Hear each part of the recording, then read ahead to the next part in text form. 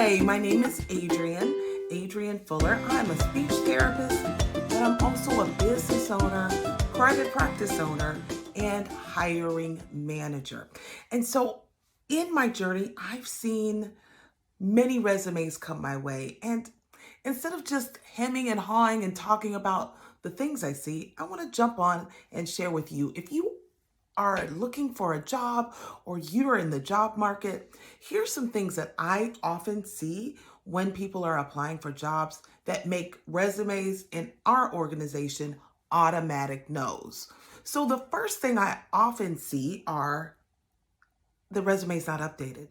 So the day that you send out the resume, be sure that the information is the most current.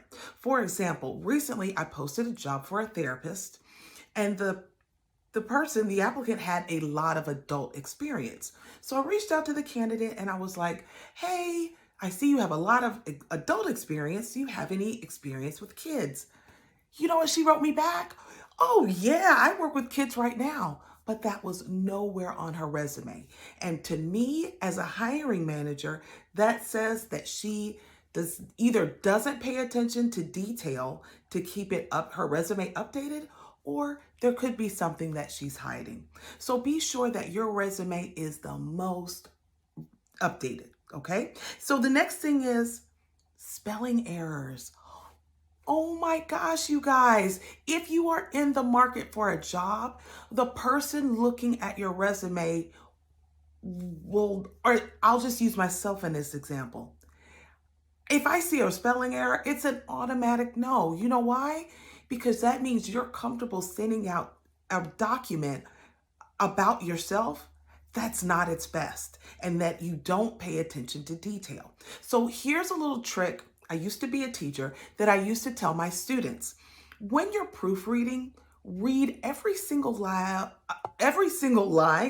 aloud. I can do this. I'm a note taker. So I can do this. Some of us will update or will proofread documents like this. Well, in your head, your mind's going to make the changes that it will need, but the change is not on the paper. Does that make sense?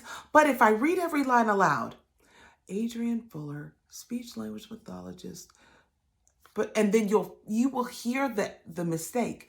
It's worth the last glance because this document is representing you. All right. The next thing I see is be sure that your personal information is correct.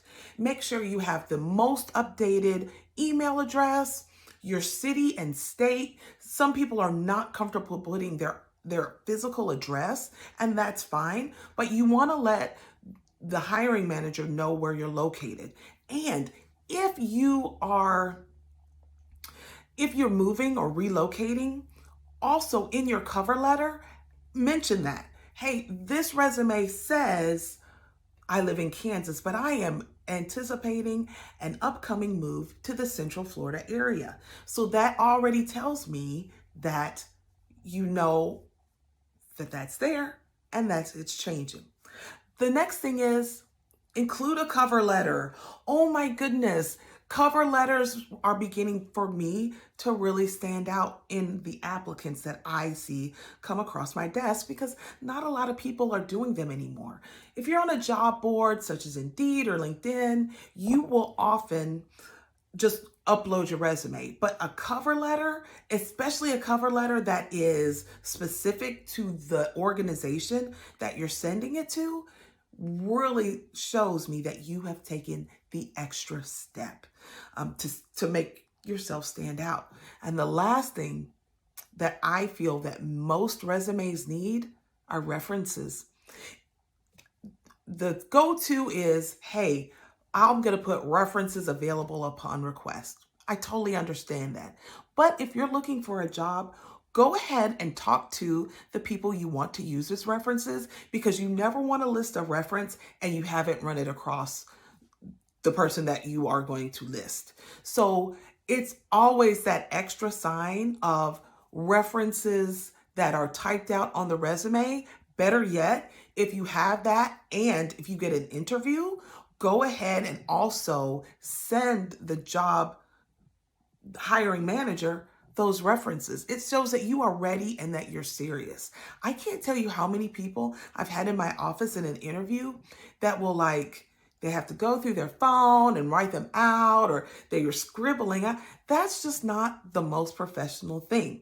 And so if you're going to apply for a job, be sure that you are ready, in fact, to apply for the job.